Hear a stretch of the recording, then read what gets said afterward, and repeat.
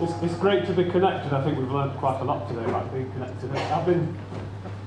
While I've been sat at the front, stood at the back, I've got a phone in one pocket, my work phone, and I've got a phone in the other pocket. So I've got suspected atrial fibrillation, this one is going on. I've got nerve damage in the hip as that one's going off, so that's a bit scary. So anyway, moving on to some serious stuff. Proxy Access. When the patient online access team from Arden and Gem started rolling out detailed records, which of course is now part of your contract. I know we talk about the end of next March. Actually, it's in your contract now. Before the end of next March, not let's think about it in March next year. Let's think about it now. This is why this is the way the session is on. One of those questions was proxy access. We start to think about who's proxy access to others other than the actual patient themselves.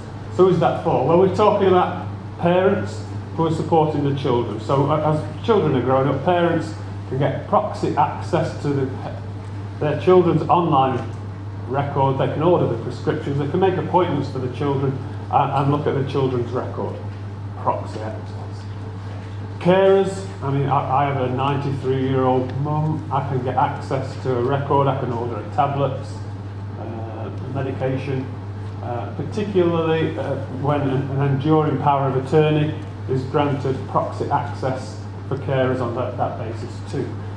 Coming closer to home for GP practices, care homes are now applying for proxy access for all their patients.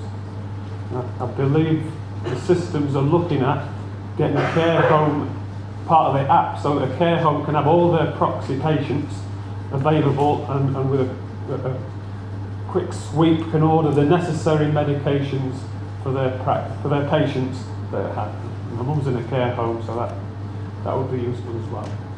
So that's coming up. So the big question is, when do we grant proxy access? What do the systems help us with proxy access? What about GILIC competency? When should proxy access be taken away?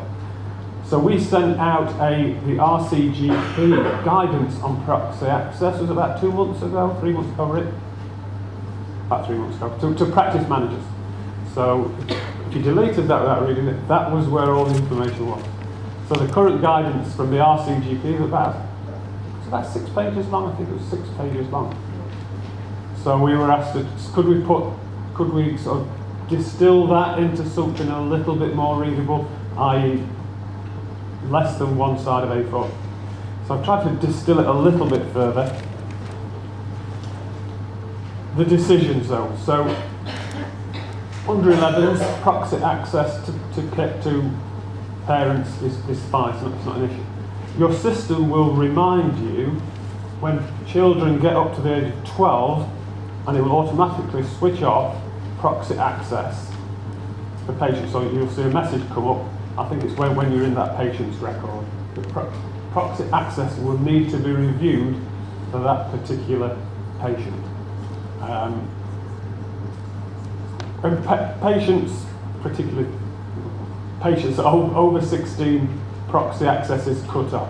They will get over 16 patients, young teenagers, not young teenagers, 1600s can get access to their own records without any particular problems. It's the grey bit in the middle that people worry about.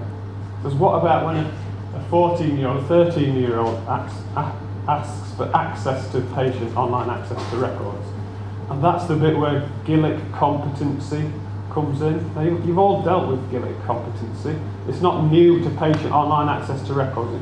It's about patients being able to make their own decisions about their own healthcare. And that same principle applies into patient online access to records. So who makes the decision on GILIC competency? We were asked this at the last session. I don't find any other information other than a clinician needs to make that competency check.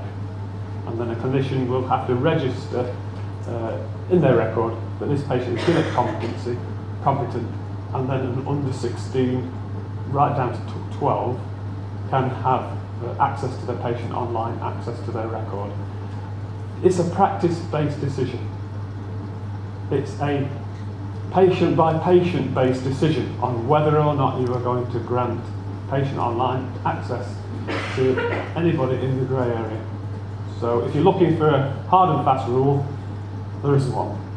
So it's a clinical decision in the field competency area. Does that make sense? I've tried to boil down a 6-page document into that one slide, so you can take it home with you and grasp it. So we will be resending, for those of you that did delete my email before you read it, I know that does happen in your busy practice lives, but this one we will resend. We'll send out the actual document again, the RCGP guidance to patient online access to records and proxy access. That's what it's about. And interestingly, I don't know if you followed, the whole development of patient online access has been driven by the Royal College of General Practitioners. It goes back historically. Chris showed you that document about the roadmap.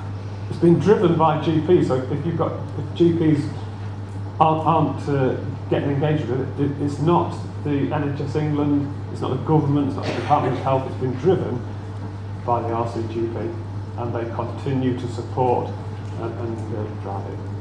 I think that's what I'd say. The 2 quotes, I'll let you read them. I'm quite interested about Gillick competency. Sums it up quite nicely.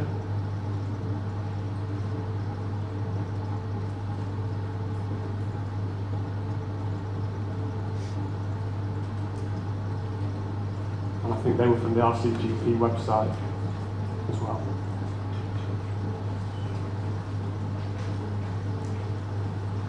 Made by commission, and I think that expression we find a lot in patient care and information governance, in the best interests of the patient, and that is on a patient by patient basis.